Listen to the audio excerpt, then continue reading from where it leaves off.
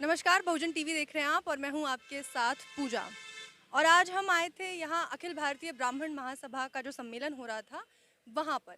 और वहाँ पूनम पंडित को भी बुलाया गया था, उनका सम्मान किया गया। और क्योंकि पूनम पंडित एक नए अंदाज में अब आपको दिख रही हैं, आगे की लड़ाई इन्होंने कांग्रेस के साथ लड़ने का निश्चय किया है। तो पूनम, पहले तो बहुत बहुत स्वागत है आपका बहुजन टीवी पर। Thank you. बहुत दिनों बाद मिल रहे हो आप लोग। ठीक है, पहले बताओ की लड़ाई आप कांग्रेस के साथ लड़ रही हैं, तो पहला सवाल जाहिर सी बात है, कांग्रेस ही क्यों? क्योंकि बात पूरे देश की थी। मैं किसान आंदोलन में आई, बात सिर्फ उत्तर प्रदेश की नहीं थी, बात पूरे लोकतंत्र को बचाने की थी, बात पूरे संविधान को बचाने की थी जो बाबा साहब दे करके हमें गए। इन्होंने कहाँ गायब कर रखा कुछ नहीं पता, कहीं है संविधान के दायरे में करते हैं बात? नहीं करते। बात बाबा साहब के संविधान को बचाने की थी, बात पूरी उन लड़कियों की थी जो पूरे देश में बलात्कार हो जाए और ये लोग नहीं किसी की आवाज़ को उठाते। मनीषा वाल्मीकि का आप उठा लीजिए, उन्नाव उठा लीजिए, बरेली उठा लीजिए, मुरादाबाद उठा लीजिए, दिल्ली में उठा लीजिए, जो छोटी सी बच्ची वाल्मीकि समाज की थी वो उठा लीजिए। मीनाक्षी लेखी सांसद है वहाँ की, लेकिन पहुँची नहीं उसकी माँ की वो करने के लिए।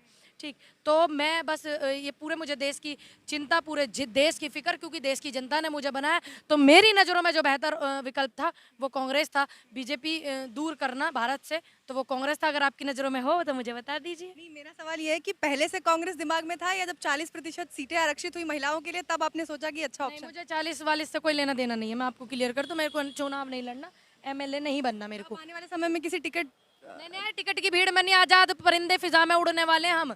आज़ादी पसंद है हमें, चुनाव पुनाव का कोई वो नहीं लेना देना, अपना हिसाब किताब चुनाव पुनाव अपना काम है। आप बिना पद के काम कर सकते हो देश के लिए, बिना पद के लिए आवाज़ उठा सकते हो, जनता की भी, महिलाओं की भी, मजदूरों की भी, सबकी आवाज़ उठा सकते हो।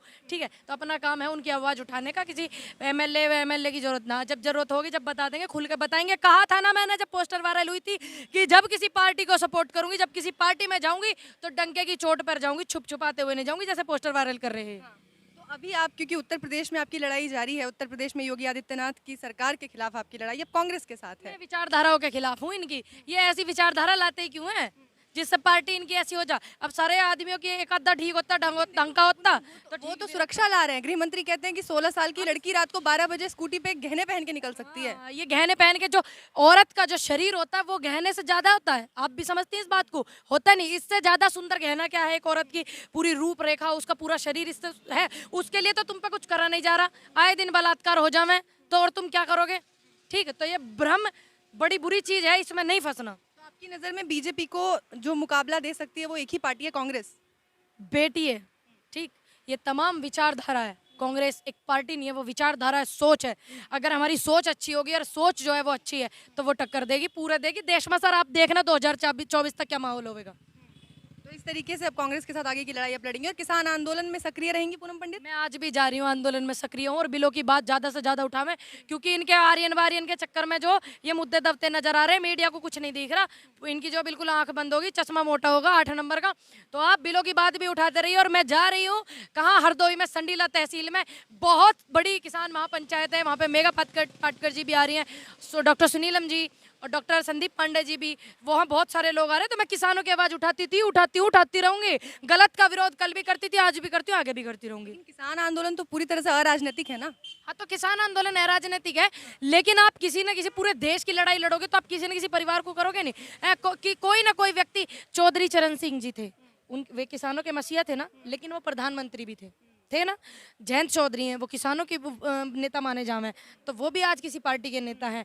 और सर छोटू राम जी थे, किसानों की आवाज़ उठाने वाले, किसानों का दुख दर्द समझने वाले, क्या पार्टी में नहीं सपोर्ट जाकर कर सकते? अब जब इनसे हम मुक्ति चाहते हैं तो किसी न किसी पार्टी में तो जाना पड़ता ना।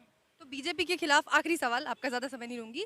बीजेपी के खिलाफ आपकी लड़ाई तब ज्यादा मजबूत थी जब आप किसानों के साथ लड़ रही थी, या अब आप कांग्रेस के साथ जब लड़ रही हैं तब ज्यादा मजबूत है? मेरी लड़ाई जब भी मजबूत थी और आज भी मजबूत है। आप कंपैरिजन नहीं कर सकती, कंपेयर मत करिए, क्योंकि जब भी वो लोग मेरे साथ थे, बुजुर्ग मेरे, किसान और महिलाएं, बेटी, सभी लोग वो मेरे साथ थे और आज भी मेरे साथ है, सिवाय उन लोगों को छोड़ के जो मेरी रेस में खड़े हुए थे। पूनम, आपने विचारधारा की बात की, गुजरात मॉडल लेके आए थे देश पे राज करने बीजेपी की सरकार, और आज गुजरात में हम देख रहे हैं कि दलित, दो गुजराती बेच रहे हैं, और गुजरात के क्या हालात है आप मेरे से बेहतर जानती हो। गुजरात में एक दलित परिवार को मंदिर में जाने के लिए पीटा जा रहा है, वो मॉडल अब दिख रहा है हमें। हाँ, तो देखिए गुजरात में ये बहुत गलत है, क्योंकि भगवान ईश्वर जितना सर्वश्रेष्ठ समाज का है, स्वर्ण समाज का है, उतने ही परमात्मा उनका। क्या परमात्मा ने सबके मुंह पे ये करके भेजा था कि आप मंदिर नहीं जाओगे?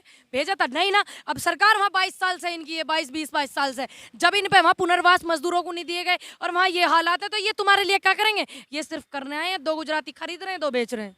ठीक। और मुझे बड़ा खराब लगता है कि जब महिलाएं उसमें होती हैं पार्टी में, 11 महिलाएं मंत्रिमंडल में, अभी करा था ना मंत्रिमंडल का विस्तार, लेकिन कोई नहीं बोलेगी इस बात पे क्योंकि सबको कुर्सी चाहिए। ठीक। और बहुत सा भी मैंने बोला यहाँ पे भी, मैंने कि कुछ लोग हमारे भी ऐसे हैं जो कुर्सी के चक्कर में अपने लिए नहीं बोलते। बोला मैंने, तो सच बोलने से ना पहले कतरा करूँ थी ना अब कतराती, आगे भी बोलूंगी।